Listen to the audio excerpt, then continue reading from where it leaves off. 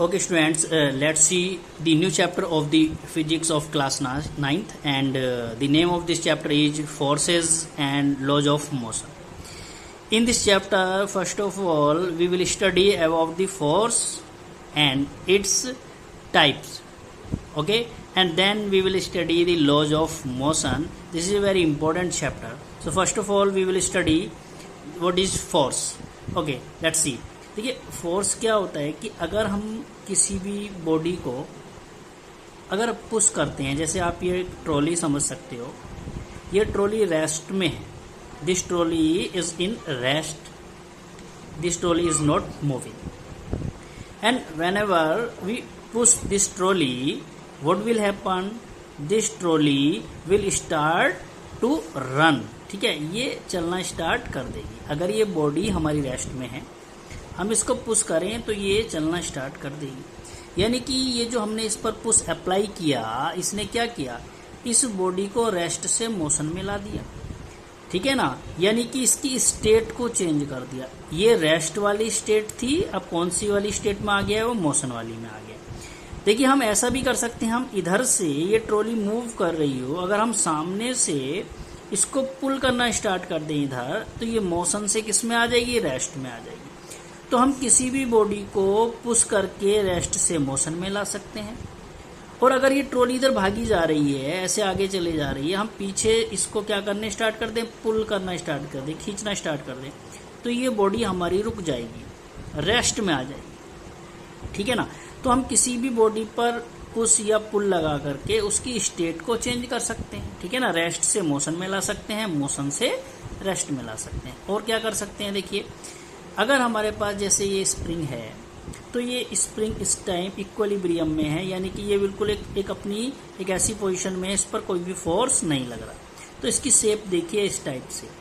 अगर हम इस पे इधर की ओर पुल करें, ये देखिए इधर को हम पुल कर रहे हैं, तो इसकी शेप क्या हो गई, ये चेंज हो गई है. तो इस पुल ने क्या किया, इसकी शेप को चेंज कर दिया. ऐसे ही हम कभी देखते हैं कि हमें किसी चीज़ की डायरेक्शन को चेंज करना हो, तो हम उस पर डायरेक्शन को भी चेंज कर सकते हैं. ठीक है ना. जैसे मान लिया बॉल, कोई भी बॉल है, वो इधर की ओर जा रही है. अब हम इसको बैट से, यहाँ पर हम एक बैट लें और इस बैट से हिट करें. ठीक है ना, ये बैट है, इस बैट से हिट करें, तो ये हिट करने के बाद बॉल इधर भी जा सकती है. तो हमने क्या किया, हिट करके इसकी डायरेक्शन को चेंज कर दिया.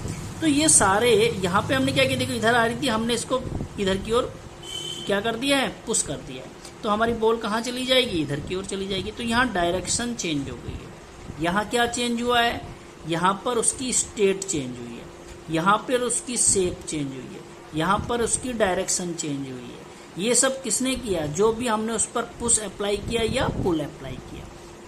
तो यही फोर्स है.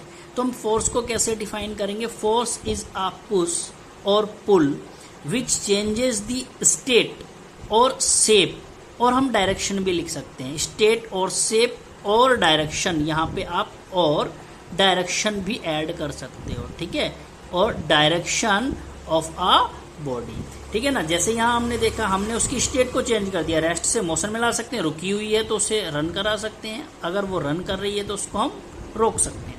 ऐसे हम शेप भी चेंज कर सकते हैं, ऐसे हम डायरेक्शन भी चेंज कर सकते हैं. तो फोर्स इज अ पुश और पुल विच चेंजेस द स्टेट और शेप और डायरेक्शन ऑफ द बॉडी. ये डेफिनेशन हो गई फोर्स की.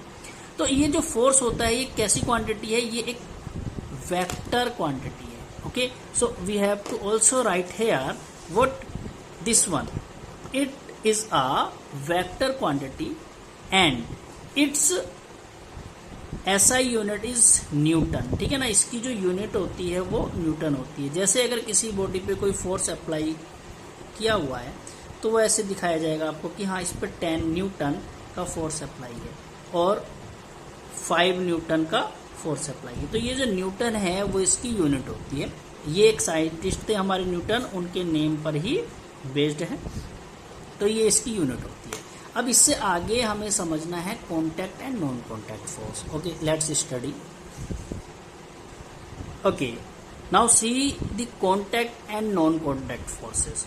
तो टाइप ऑफ फोर्सेस बहुत सारे हैं, लेकिन इसमें हमें जो मेन समझना है कि कॉन्टैक्ट फोर्स और नॉन कॉन्टैक्ट फोर्स कौन से होते हैं, ये समझना है. First, contact force.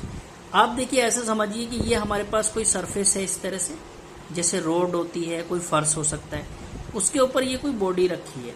अगर हम इसको इधर मूव कराएं, मोशन इधर कराएं, तो क्या होता है, जब हम इसको खींचते हैं तो हमें फोर्स लगाना पड़ता है।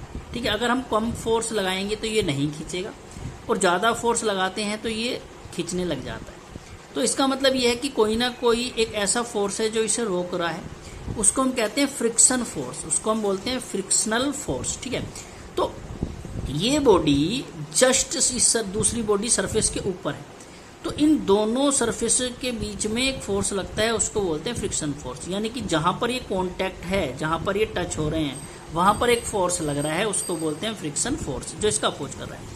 तो कांटेक्ट फोर्स ऐसा फोर्स होता है जो दो बॉडी को हम एक दूसरे के कांटेक्ट में लगाएं, पुश करें, पुल करें या मोशन में लेके आए, तो उनके बीच फोर्स लगेगा, उसको बोलते हैं कांटेक्ट फोर्स। तो कांटेक्ट फोर्स का मतलब डायरेक्टली एक बॉडी दूसरे के क्या होनी चाहिए, कांटेक्ट में होनी चाहिए। जैसे अगर हम किसी स्प्रिंग को खींचेंगे, इस स्प्रिंग को खींचेंगे, तो हमें यहाँ से इसको टच करना पड़ेगा, और टच करके खींचेंगे। बिना टच करें हम इसको नहीं खींच सकते।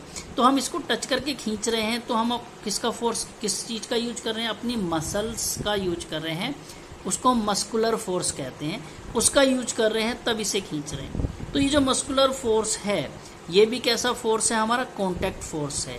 क्योंकि हम जब तक अपनी मसल्स का यूज नहीं करेंगे, कांटेक्ट में नहीं लेके आएंगे, हम सिर्फ अपनी आंखों से देख करके उस पर फोर्स अप्लाई नहीं कर सकते, बिना टच में लाए फोर्स अप्लाई नहीं कर सकते।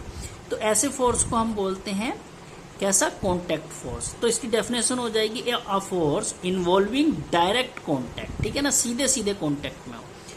A force involving direct contact of two bodies is called a contact force. For example, frictional force है, muscular force है, ये सब कैसे होते हैं, contact force में होते हैं, क्योंकि इसमें हम टच करेंगे, अपने हाथ को स्प्रिंग के साथ टच करके खींचेंगे, तो हमारा हाथ इस स्प्रिंग पर फोर्स लगाएगा। ठीक है ना, ऐसे ही हम इस बॉडी को दूसरी वाली बॉडी के सरफेस पे मूव करा रहे हैं, तो इनके बीच फ्रिक्शन लग रहा है। अगर हमने इसको हवा में रखा हुआ होता तब खींचते, तो क्या इन दोनों सरफेस के बीच में फोर्स लगता, नहीं लगता। ठीक है ना, अगर हमारे पास ये सरफेस है, इस बॉडी को इतने ऊपर रख लें और अब इसे खींचे, तो इनके बीच में कोई भी फोर्स नहीं लगेगा, यहाँ पे कोई भी फ्रिक्शन नहीं लगेगा। ठीक है ना, ये तभी फ्रिक्शन लगेगा जब ये किस में हो, कांटेक्ट में हो। तो ऐसे फोर्स को बोलते हैं हम कांटेक्ट फोर्स। अच्छा, नॉन कांटेक्ट फोर्स कैसा होता है, ये समझिए।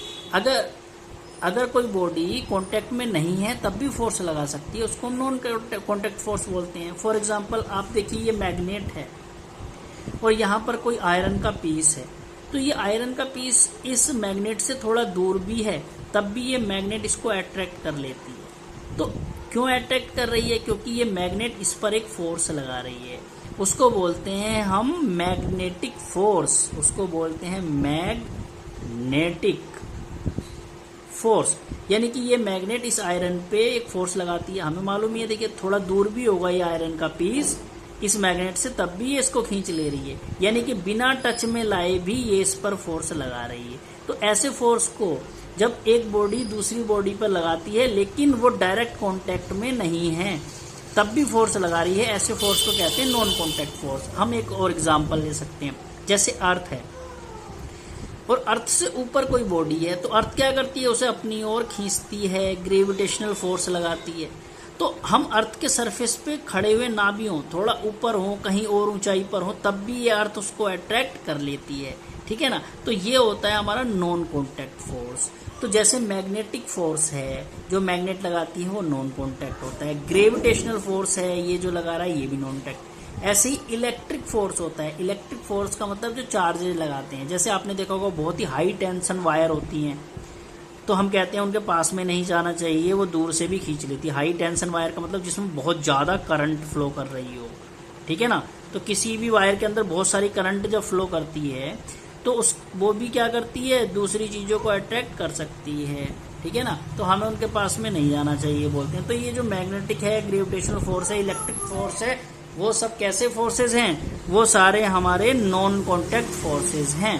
तो नॉन कांटेक्ट फोर्सेज की डेफिनेशन कैसे बनती है, वो डेफिनेशन बनती है हमारी, the force which a body applies on another body, the force which a body applies on another body when the two bodies are not in contact with each other, okay, is called non contact force. ठीक है ना, तो एक body दूसरे के contact में नहीं भी है तब भी फोर्स अप्लाई करती है, that is called non contact force. Thank you.